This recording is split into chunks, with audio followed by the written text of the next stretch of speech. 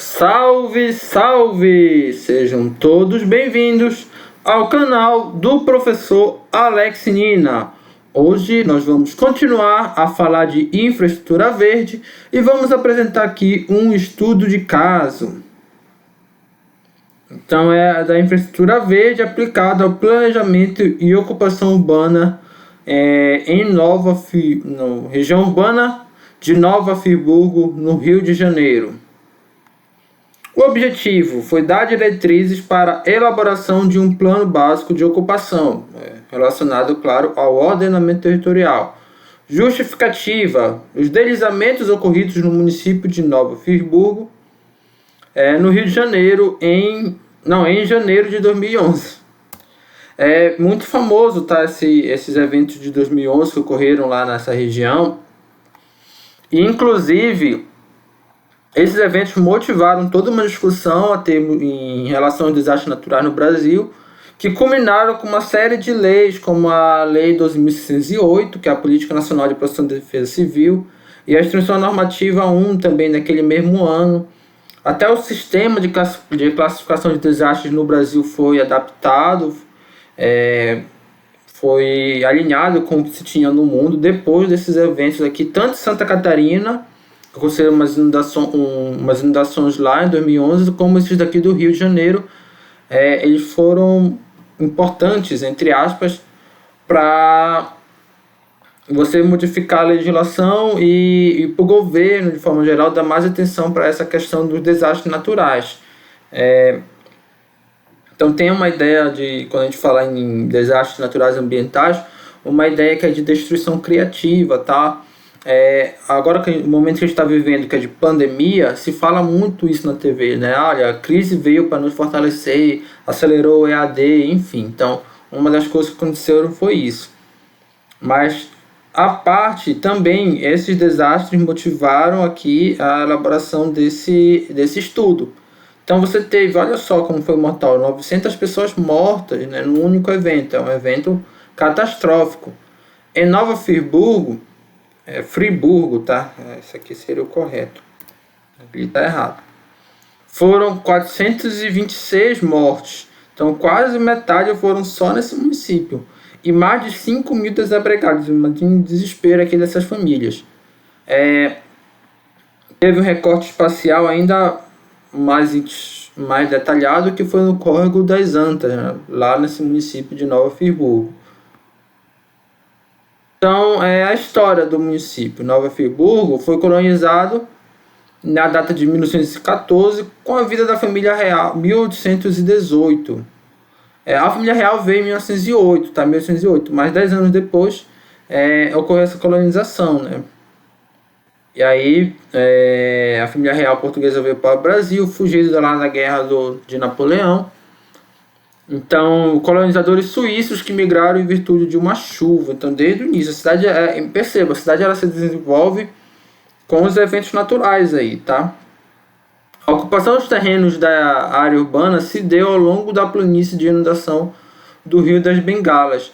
É muito comum isso acontecer, as cidades elas se localizarem ao longo aí de uma planície de inundação, porque está mais próximo da água. A água é um bem vital, tá, para a nossa higiene, dependendo da qualidade também para a questão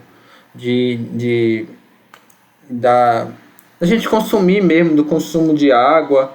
Então, se você pegar a Amazônia, as principais cidades vão se desenvolver ao longo dos rios, tá? Então, essa questão de cidades e rios, ela é uma questão antiga. Isso aconteceu também lá no Rio de Janeiro, no estado do Rio de Janeiro.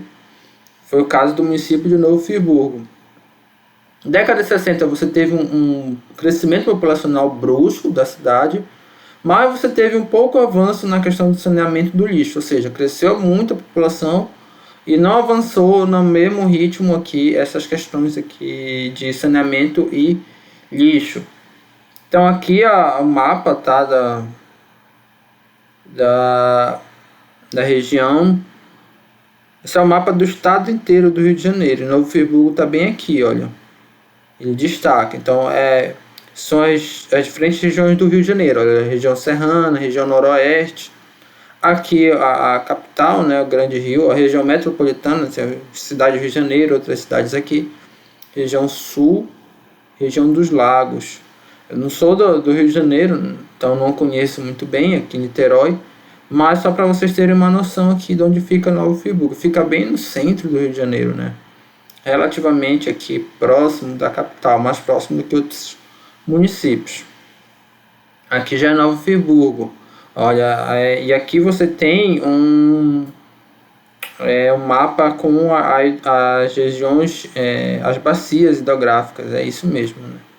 São as bacias. Então você tem, e está no modelo também digital de terreno, tem um terreno aqui sobreposto, né? Você tem um mapa geomorfológico aqui, tá bem pequeno, mas é o Córrego das Antas, olha, que os autores destacaram, então tá bem aqui, ó, também quase no meio do município, tá? Tem um rio aqui, o rio geralmente, o rio ele geralmente passa na parte mais baixa da bacia, tá aqui. O que divide a bacia hidrográfica geralmente é uma região de relevo maior, mas pode ser diferente, tá? Mas é isso. E é importante esse estudo por bacia quando a gente fala de desastre natural, principalmente inundações.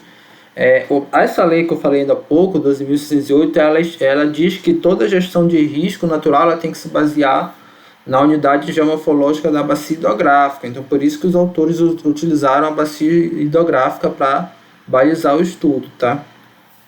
Proposta: Plano Básico de Ocupação para a Bacia Ambiental do Córrego das Antas. Então, identificação das áreas não ocupáveis, lembra da aula passada, por onde a gente começa quando a gente quer fazer uma rede de infraestrutura verde? Determinar aquilo que não deve ser ocupado, aquela região lá que ela é sensível do ponto de vista ecológico, que ela pode proporcionar um desastre natural e aí ter perda de vidas, então isso é importante. Áreas que atualmente não condizem com a sua vocação deverão ser convertidas para tal. Exemplo, topo de morro não deve ser ocupado, tá? Topo de morro desmatado ocupado deve ser modificada aqui essa forma de ocupação. Matas ciliares degradadas, mas matas ciliares matas ali que ficam ao lado dos rios, na planície de inundação dos rios. Eixos preferenciais de drenagem ocupados, também todas essas regiões elas devem ser desocupadas. Fatores de restrição de ocupação: suporte biológico, suporte físico, área de preservação permanente, risco alto, rede de infraestrutura verde. Então foi feito esse estudo, olha, aqui já tem um recorte maior lá na bacia do Rio das Antas. Aqui você tem um mapa de restrições biológicas, então o grau de restrição está muito pequena a legenda, mas a ideia é que quanto mais escura essa tonalidade verde, maior restrição biológica você tem aqui para a ocupação. Suporte físico também, você tem diversas categorias aqui, olha, área preferencial de drenagem, que realmente está muito pequeno, tá? Deixa eu ver se eu posso, acho que dá para dar um zoom aqui, não vai ter problema, vamos ver, tá aqui, olha. Sopé, olha, de encostas, sopé de encosta, concavidade de encosta, planície de inundação, topo de morro, todas são regiões aí que são eixo preferencial de drenagem, que são sensíveis do ponto de vista físico, tá? E aí, opa, já exagerei, aqui nesse tamanho tá bom. Então, são regiões também que não devem ser ocupadas. Por fim, as áreas de preservação permanente, e muitas dessas áreas elas coincidem, tá? O verde mais escuro aqui coincide aqui com uma área de preservação permanente. E a ideia é que a gente sobrepõe depois esses mapas para definir quais são as áreas que não devem ser ocupadas por diversos motivos. Aqui está alto risco, ocupação de declividade acima de 45 graus, imagina, né? O risco disso de ter um deslizamento é alto, concavidade, eixo preferencial de drenagem, sopé de encostas íngremes e côncavas, todas incluídas no mapa de restrição física. Então são todas essas categorias que eu tive que dar o zoom aqui. Opa, a gente está aqui, olha. Rede de infraestrutura verde inclui uma rede de links e hubs com vista a restrições de ocupações. Então você tem aqui fator de restrição, Suporte biológico 13%, suporte físico é o mapa que tem maiores restrições aqui, quase 40%, APP 22%, alto risco, que é esse aqui, tá? 32%, rede de infraestrutura verde 39,8%. Então, se a gente somasse aqui, ia dar mais 100%, mas como eu falei, muitas dessas unidades elas se sobrepõem aqui ao total de unidade. E aqui é o mapa de remissão. Constatou-se que aproximadamente 40% das ocupações existentes teriam que ser removidas depois de todo esse estudo aqui, com base em parâmetros ecológicos, físicos, geológicos até. Então, existem diversas dificuldades em remover efetivamente as ocupações, desde a iniciativa política até verbas. Você vai ter que indenizar as pessoas e tudo mais. Vamos dar mais um zoom aqui, a gente ver, ó, a ocupação existente, tá vendo? Áreas não ocupáveis, e em vermelho são as ocupações a serem removidas, ó. Todas essas ocupações elas não estão de acordo com o que seria mais adequado do ponto de vista ambiental, ou oferece um risco, ou você tem ali uma região que deve ser preservada, enfim. Olha, o mapa final, a rede de infraestrutura verde. Então, é uma proposição com base aqui no que pode ser ocupado, tá? Aqui. E em vez seria a parte que deveria ser preservada, tá bom? Como falei, ela é uma decorrência da sobreposição daqueles outros mapas ali que mostram restrições, tá? Então, é interessante, a infraestrutura verde ela pode trazer um resultado final, um mapa que vai guiar o planejamento territorial, uma cidade, do município, e vai guiar para que esse planejamento ele seja de forma mais respeitosa com o meio ambiente. Tem uma aplicabilidade a gente estudar aí a chamada infraestrutura verde. Então, esse trabalho ele também faz parte do livro da Vasconcelos, a infraestrutura verde aplicada ao planejamento da ocupação urbana. Na verdade, esse livro ela se baseou na dissertação de mestrado, se eu não me engano, dela. Então é muito comum, os autores fazem uma dissertação de mestrado, muito boa, né, a dissertação de mestrado, e depois ela transformou no livro, dando até mais aí divulgação do trabalho, do excelente trabalho que foi feito, tá? Então serve aí para a gente não ficar só na parte teórica, ter uma parte mais concreta de como é feito na prática essa infraestrutura verde. Então, pessoal, é isso. Até a próxima.